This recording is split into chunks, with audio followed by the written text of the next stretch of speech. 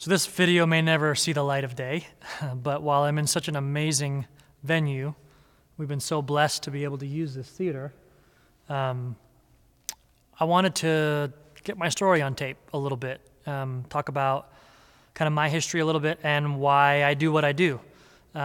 So I've been passionate about acting in particular since I was a little kid, but I also was passionate about business, which is what I realized was more realistic. So I did the business and the marketing route for a long time, but I've been a theater advocate forever.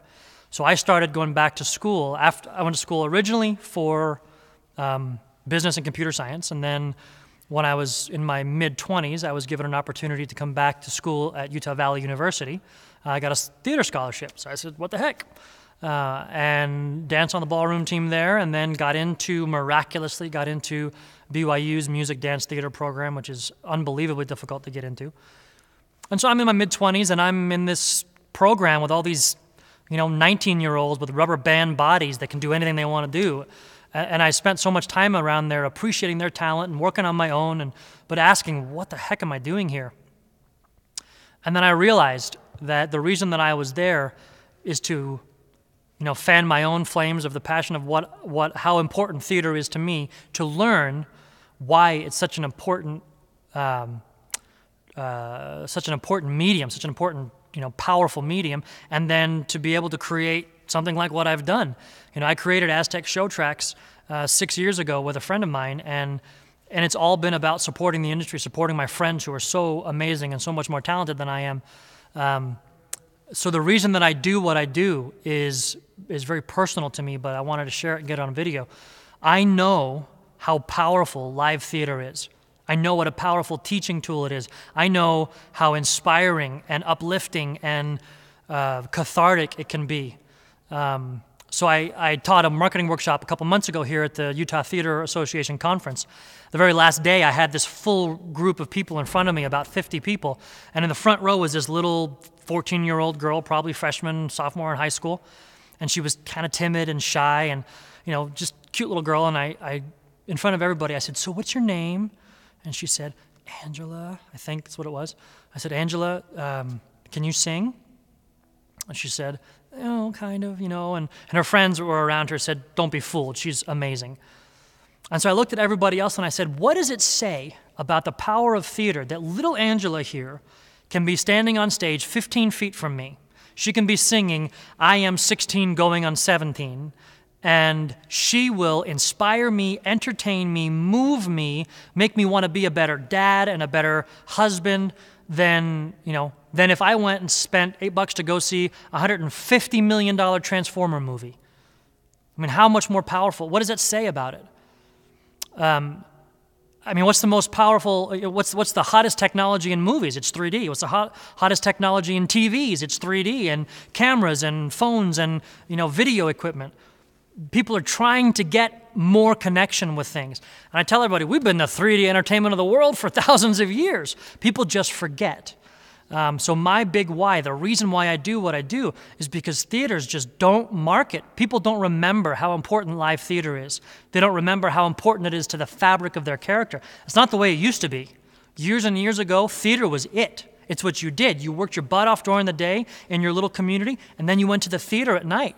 And it transported you. It took you away, reminded you of what was important, and what reminded you about love, and reminded you about responsibility, reminded you about character and ambition and integrity and all that sort of great stuff that personally I think is really missing in today's society and today's entertainment. And I think there's this chasm that's being created because I can watch a Laker game on my phone and I can watch a movie on my iPad, and on-demand entertainment is there the second that I want it. That I don't want to necessarily take the time to go buy theater tickets and then get dressed up and go to dinner and get a babysitter and all of that. And there's this, increasing chasm because entertainment is more on demand, and sadly, because theaters market terribly. It's the whole reason for this program. They're bad marketers, or they don't have time to do it. And if they did have time, they don't know how. So I created this program so that we can take it back, so that we can show the world why we do what we do and what it can do for them. I have a strong testimony of the power of live theater. I know that it can change lives. I've had people in shows that I've done, and I'm not even a very good actor, that have come up to me and told me that my performance changed their life. And you don't get that going to movies as much. You don't get that catharsis. And we forget. I think it's also incumbent upon us to take the responsibility we have to do great stuff, to not do crap shows. There are, just like anything else, there are bad shows. I think, personally, I think a lot of the most recent stuff is still it's just titillating entertainment. That's all it is. They took what was good in movies and put it on the stage, and there's no character, there's no grit, there's no gravitas to the shows anymore. I think that's the reason that the legendary stuff continues.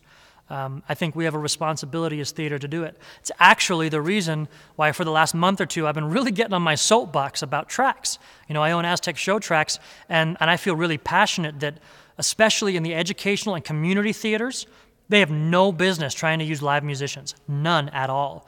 Broadway music is the hardest music there is to play.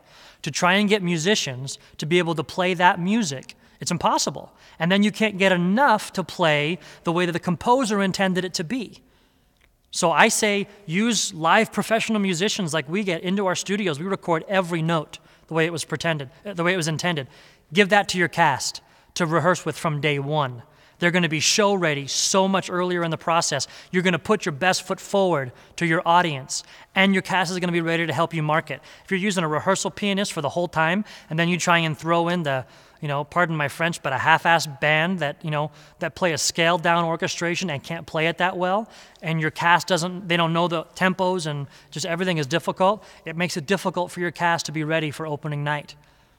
And personally, I think at the educational and community theater level, your job is to take amazing material created by some of the most brilliant minds to ever live, add your talent and your passion to that material, and share it with your community. That's it. Anything that takes away from that, if you try and do amazing sets or costumes or anything else that distracts from the performance of the material, you're doing a disservice. So I'm really passionate about theater. I'm passionate about the power that it has. And I'm passionate about taking it back and reminding the world why we do what we do, and maybe reminding people who they're supposed to be better.